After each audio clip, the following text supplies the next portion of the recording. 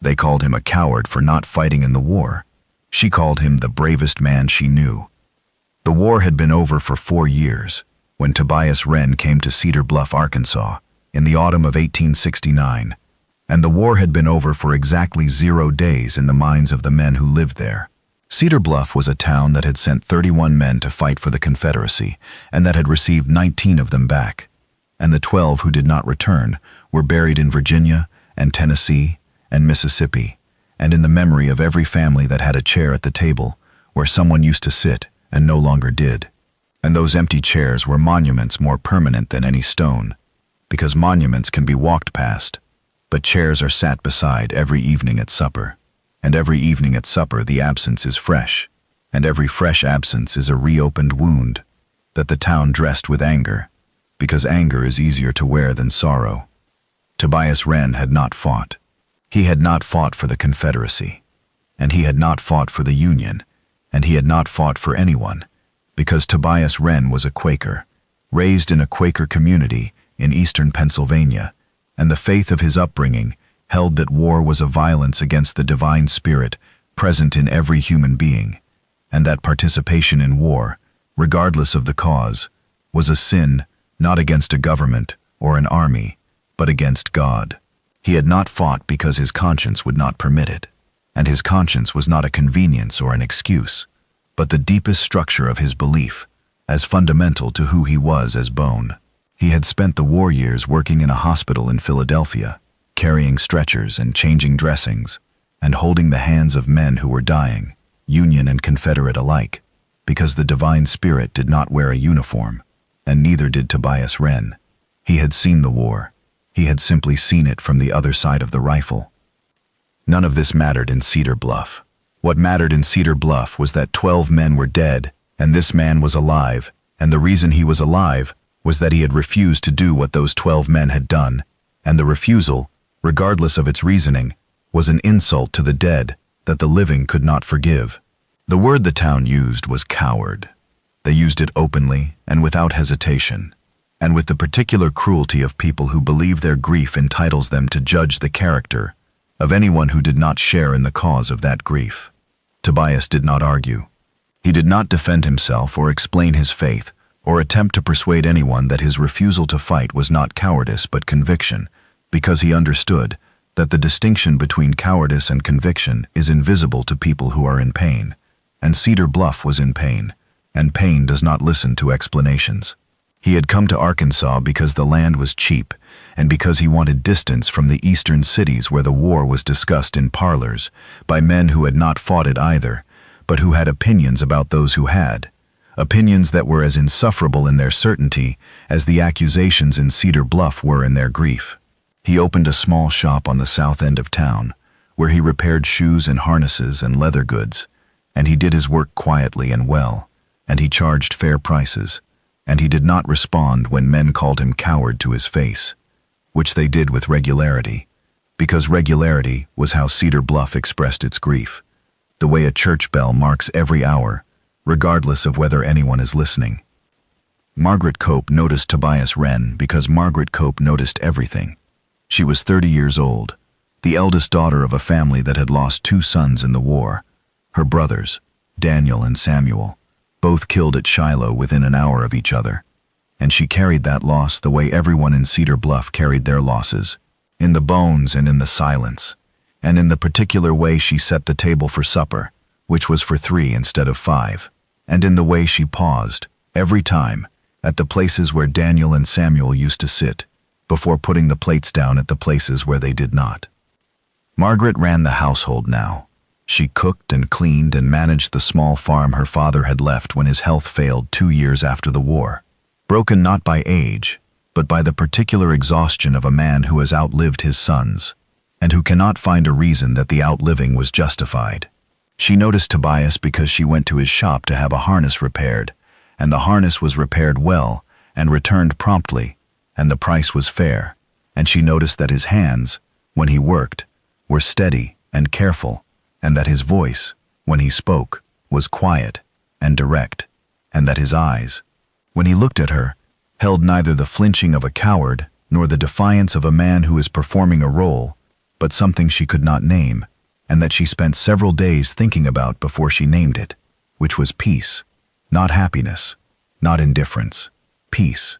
The peace of a man who has made a decision that has cost him everything except the thing the decision was about, and who has accepted the cost without bitterness, which is the hardest part, because bitterness is the natural companion of sacrifice, and refusing it requires a second sacrifice that most people do not know how to make. She began bringing him work. A belt that needed a new buckle, a pair of boots that needed resoling, work that she could have done herself, or that she could have taken to the general store in Clarendon, 12 miles north, but that she brought to Tobias because the work was a reason to talk to him, and talking to him was a thing she wanted to do, and wanting to do it confused her, because he was the man her town called coward, and her brothers were the men her town called heroes, and bringing work to the coward felt like a betrayal of the heroes, until she realized, somewhere around the fourth visit, that the betrayal was not in talking to Tobias, but in letting other people's categories determine who she was allowed to talk to. The trouble started in November. Emmett Skaggs, who had lost his right arm at Chickamauga, and who managed his grief by converting it to anger, and aiming the anger at anyone the anger would stick to, confronted Tobias outside his shop on a Saturday afternoon. Skaggs was drunk, which was not unusual for a Saturday or for any other day of the week, and loud, which was not unusual, and accompanied by two other men who had fought, and who had returned, and who had found, as many returning soldiers found, that the war had taken something from them, that peacetime could not return, and that the taking had left a hole that only blame could temporarily fill. "Coward," Skaggs said. He said it the way a man says a word he has said many times, and that he believes each time he says it. "You sit in this town, and you mend shoes, while better men than you are in the ground." Tobias did not respond.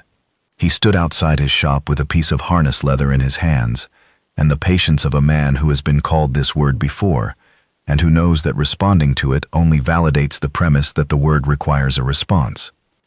"You are a disgrace," Skaggs said. "You should not be here.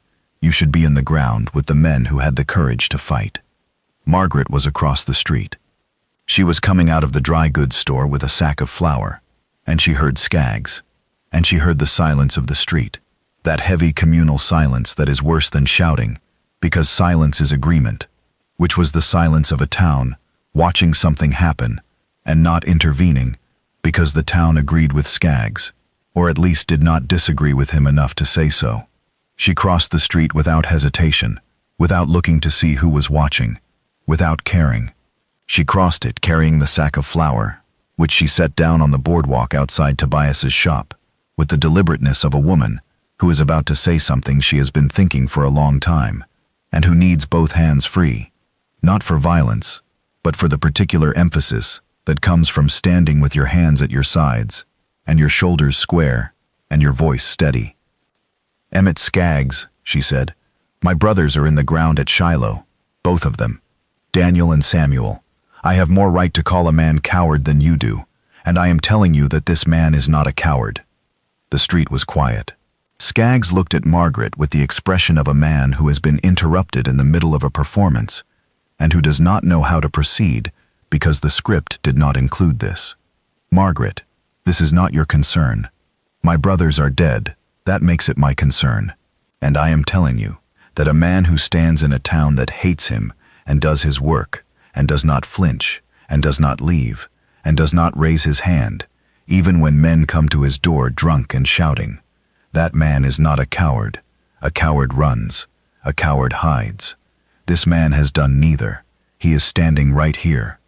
He has been standing right here every day since he arrived, and the fact that he did not fight in a war does not make him less brave than the men who did. It makes him brave in a way that you are refusing to see, because seeing it would require you to make room in your grief for the possibility that courage has more than one shape." No one spoke. Skaggs looked at Margaret, and then at Tobias, and then at the two men beside him, who were looking at their boots, because boots are easier to look at than a woman who is saying something true. Skaggs opened his mouth. He closed it. He turned and walked down the street, and the two men followed him, and the street returned to its business the way streets return to business after a storm, carefully, with an eye on the sky. Margaret picked up her flower. She turned to Tobias, who was still standing in front of his shop with the piece of harness leather in his hands, and an expression that she recognized, because she had felt it herself, which was the expression of a person who has been alone in something for a very long time, and who has just discovered that they are not alone. "Thank you," he said. "You should not have to be thanked for being left alone. That is not something a person should have to earn." They talked.